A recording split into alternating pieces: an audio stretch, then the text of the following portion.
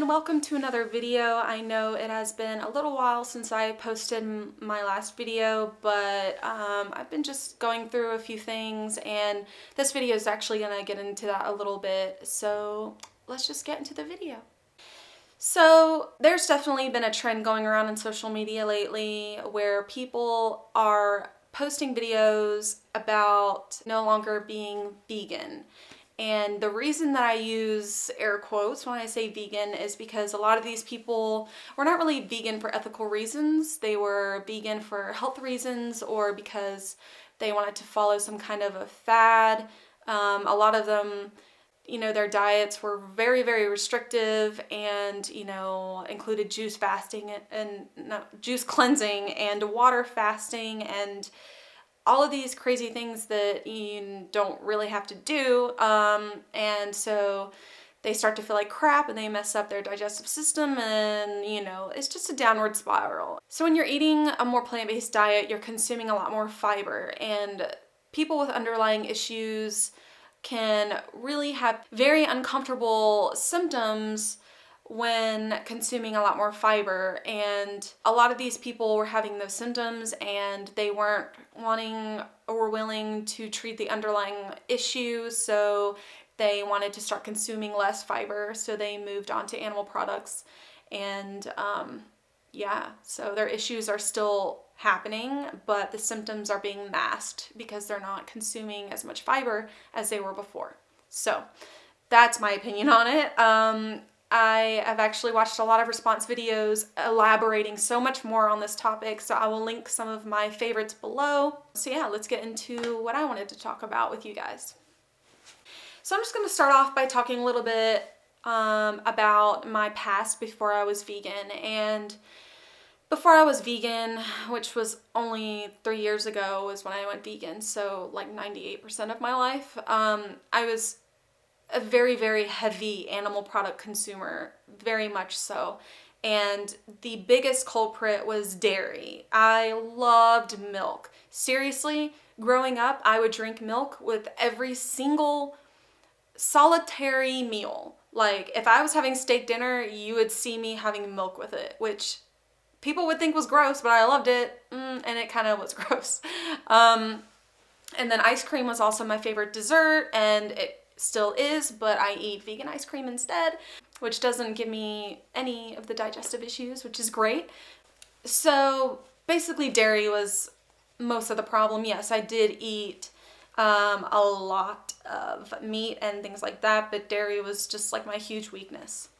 So because of how heavily I consumed dairy, I had really, really, really bad IBS issues, probably due to lactose intolerance because because I'm not a baby cow. So I had really bad IBS, and I also had really, really horrible periods. And I just mean in terms of abnormally heavy bleeding. This might be TMI, but seriously, I would soak through tampons in like an hour, maybe even 30 minutes. I couldn't, pads just were not even, didn't do anything. It was really scarring and really terrifying, and I hated it. So those were the issues that animal products gave me. And I kind of want to talk about now the issues that I still experience while I am vegan, and I have been vegan for 3 years, and how I am starting to tackle those issues while remaining vegan. Because I will never not be vegan. Never. You can guarantee that, because being vegan is not just about me and the little issues that I might be having problems with. It is about the animals, and it is about their suffering, and the suffering that any of us, pretty much any of us that, can go through is just a fraction of what they go through. And yeah, I'm just never not going to be vegan. So one thing that I'm still having issues with right now is really bad heartburn, and I was pretty upset when I still experienced heartburn after I went on a vegan diet. When I'm talking about diet, I'm going to call it a plant-based diet, because veganism is not They're two different things. So one thing that I always heard about from people who had been on plant-based diets and whatnot is that their heartburn went away, and it was like some magical like thing. And I mean, that never happened for me. It even happened for my mom, who's, you know, who's older than me and has, you know, probably done a lot more to her gut than me. And so for her, heartburn to just go away, like, I was just like, why is it not going away for me? And I felt like there was no hope. So, you know, for a few years before I was vegan, I started taking PPIs, which I can't recall the full term for that. So I'll just, you know, put it right here. And basically, it's just a stomach acid. It is basically just a stomach acid reducer so that you don't feel the heartburn coming up and burning your esophagus all the time. That was basically a lifesaver for me because I had chronic heartburn and this fixed it, and yay, like I could be normal. And ever since I've become vegan, I've been more aware of my health and the things that I'm putting into my body. So one of the first things that I really did research on were PPIs and heartburn and different causes of heartburn.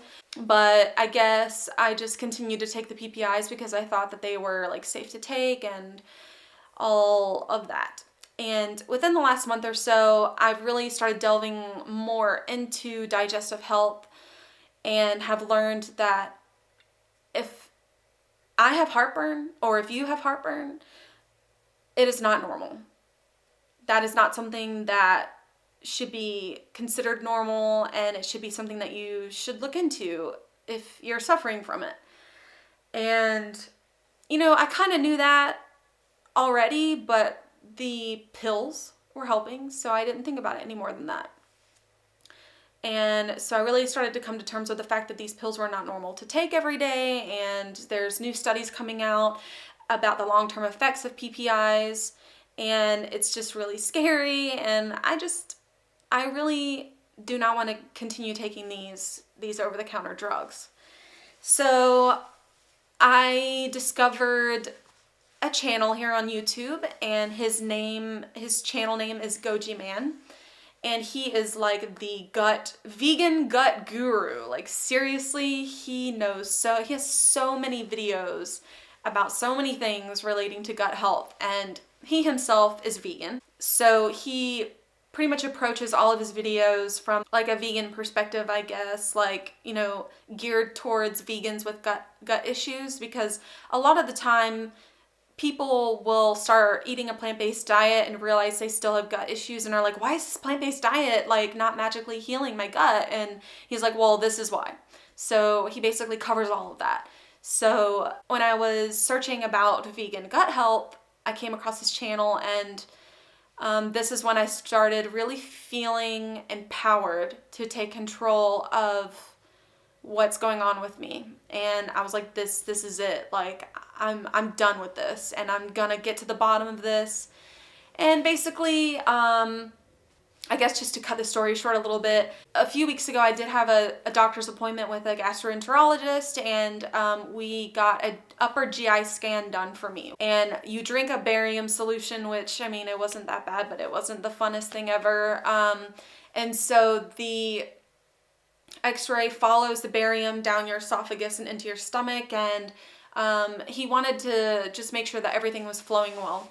And I did discover that I have a small hiatal hernia, which directly causes heartburn. And I don't know if I really want to get into what exactly a hiatal hernia is, because I don't fully understand it.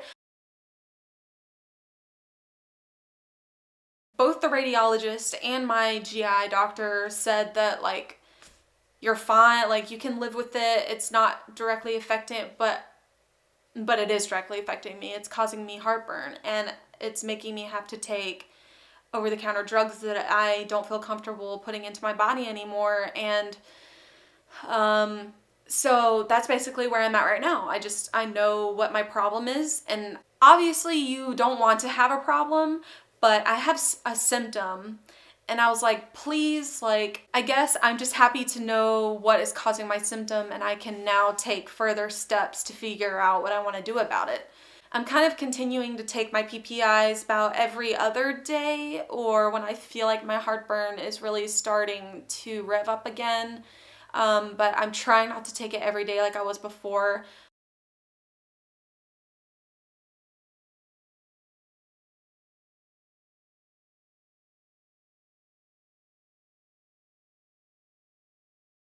I'm only doing this temporarily as well until I can go to someone that I trust, because my GI doctor just told me, just continue taking your pills. And I'm like, well, that's not, I'm trying to get off of them. So now I'm going to get a second opinion, and I'm going to England in a little over a month. And I know I'm going to be like stuffing my face with all of the vegan junk foods. So I'm going to wait until I come back from that trip before I take blood tests to make sure that my macronutrient levels are good, and that I'm not deficient in anything, as well as gut tests to make sure that my gut bacteria are where they're supposed to be at, and just pretty much everything, covering everything, just to make sure that I am healthy. And if I'm, if something is wrong, then finding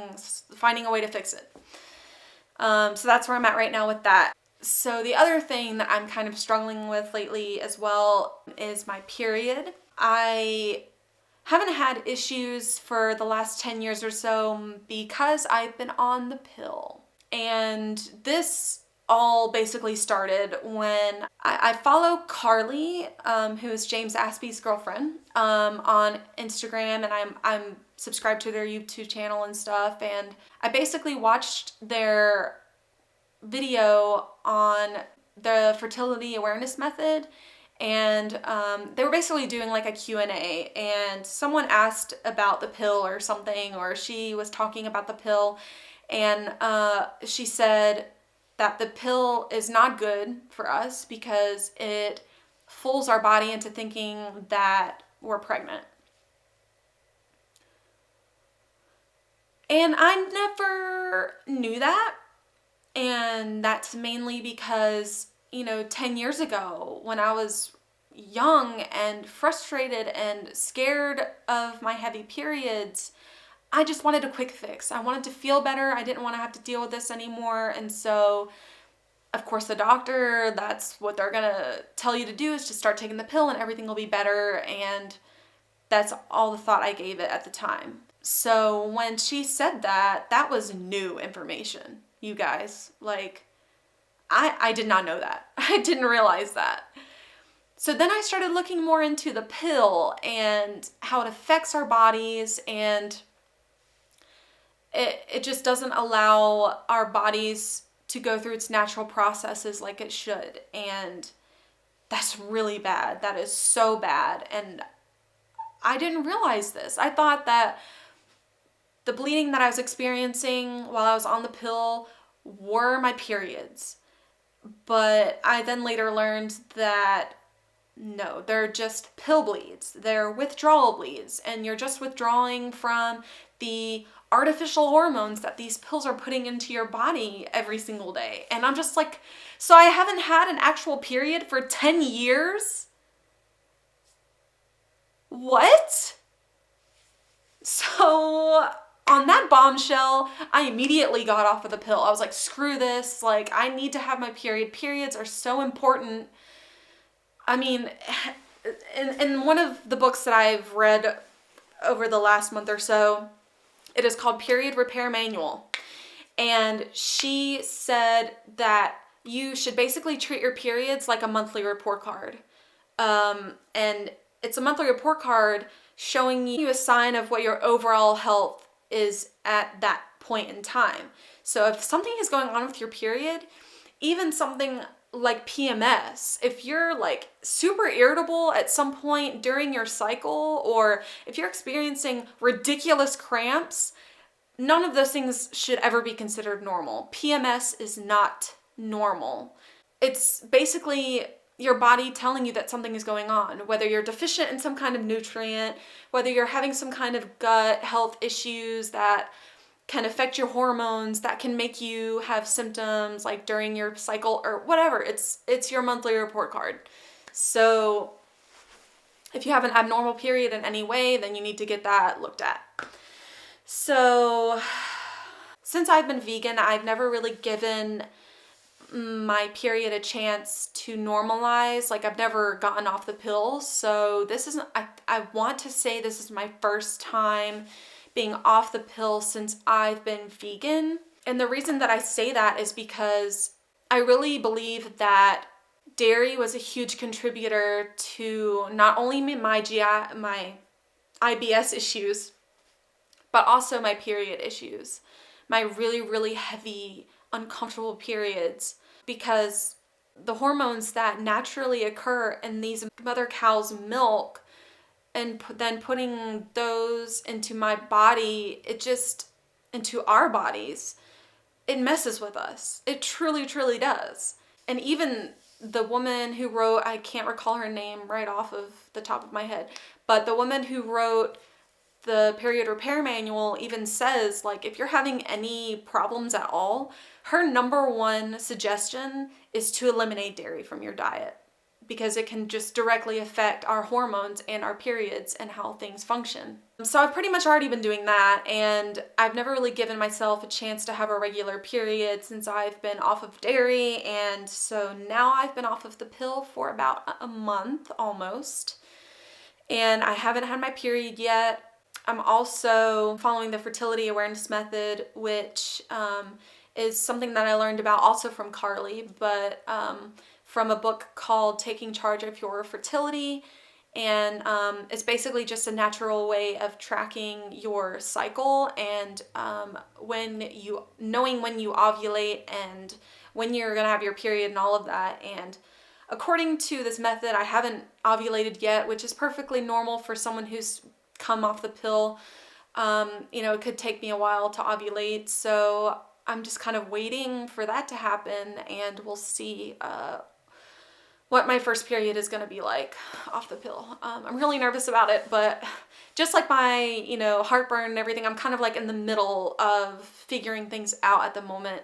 But I guess the main reason that I wanted to make this video is because I'm figuring these things out while remaining vegan. Oh my gosh. Like, for some reason, like, other people can't solve their issues while remaining vegan. And I mean, I could just really get into it. And it's mostly because I have watched a lot of response videos from people who are way smarter than me, who are really good at reading like studies and things like that. So again, like, if you want to know why I'm really frustrated about this, then check out my favorite response videos in the description box below. A well-balanced, whole foods, plant-based diet should not be causing anyone's issues.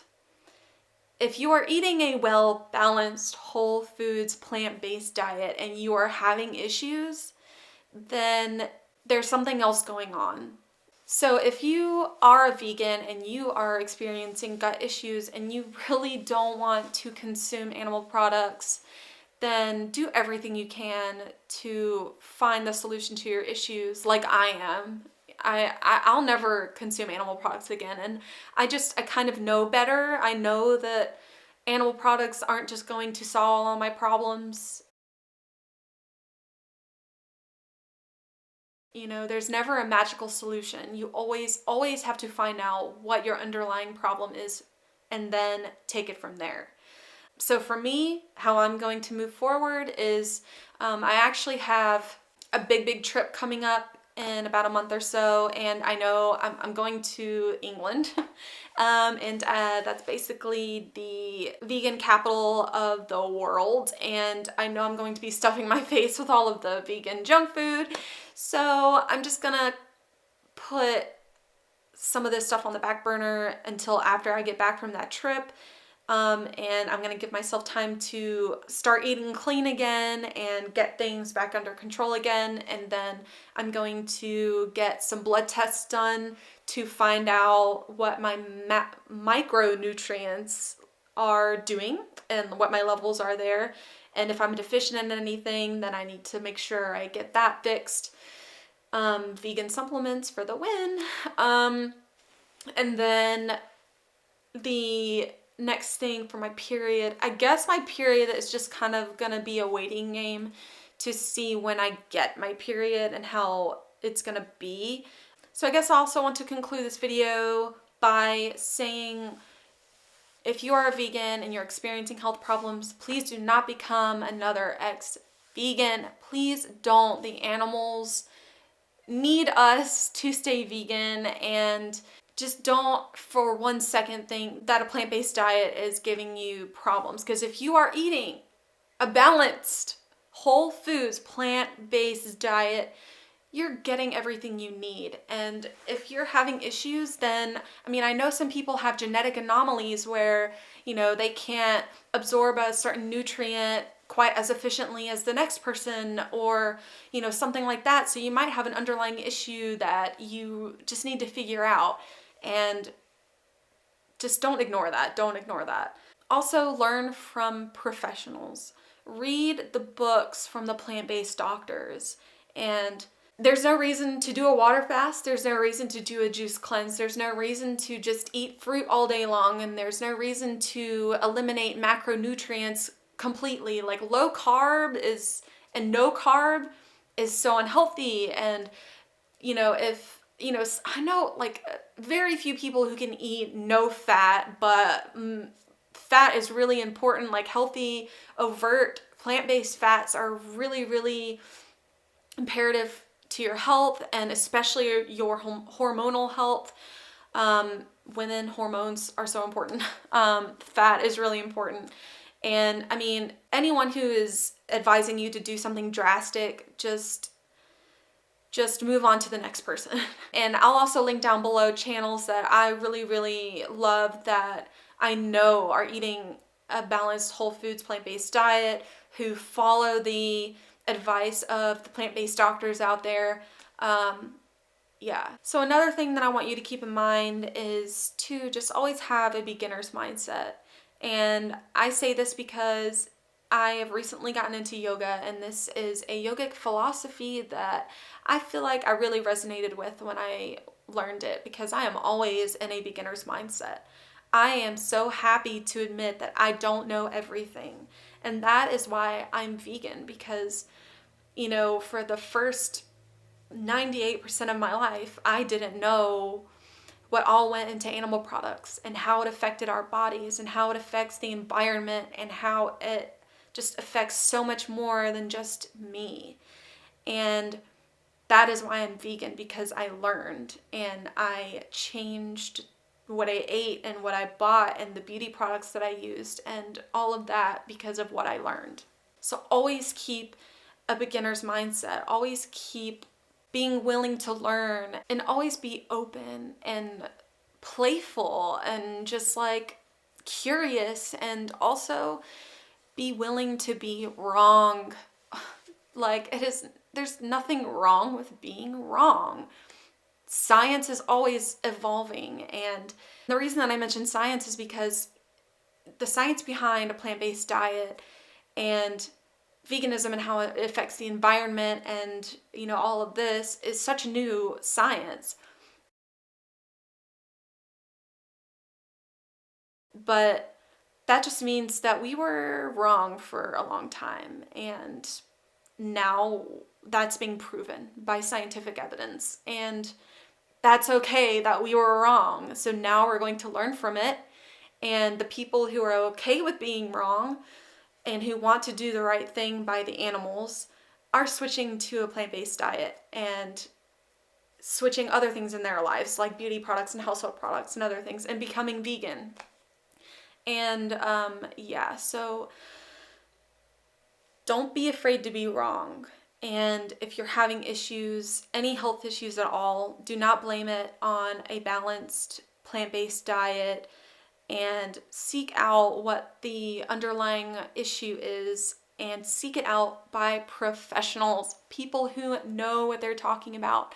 Don't just blindly follow YouTube sensations and get yourself all screwed up. So I just want to say thank you for watching. If you made it to the end of this video, I really, really appreciate it. If you like this video, please give it a thumbs up. And if you haven't subscribed, please do. And I will see you in the next one. Bye! Thank you so much for watching. And if you liked it, please give it a thumbs up. Oh, got some hair there. So, and yeah, thank you for watching. Bye. Gosh, I just realized how dark it was getting in here.